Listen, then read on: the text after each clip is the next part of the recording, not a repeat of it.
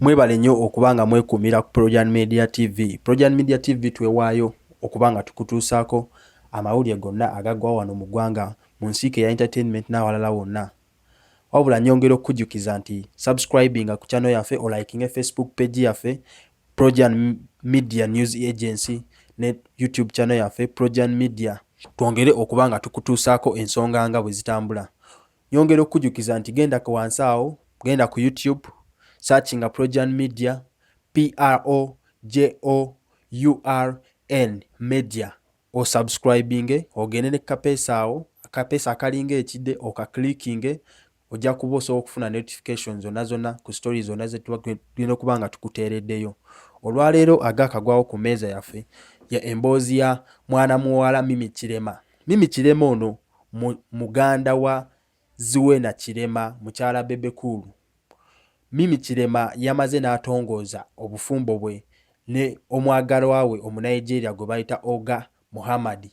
Embaga yabadde mawuuno nnyo ng'era yabadde ya kitiibwa nnyo wali mu wakati mu ggwanga erya Nigeria mu kibuga Abuja. Mimi Kirema yagenze maaso n'alonda Zuena Kirema, mukyala Bebe Cool, abeere maidi ye ku mbaga ye oba okugattibwa kwe ne bbaawe abasiraamu kye bayita nika.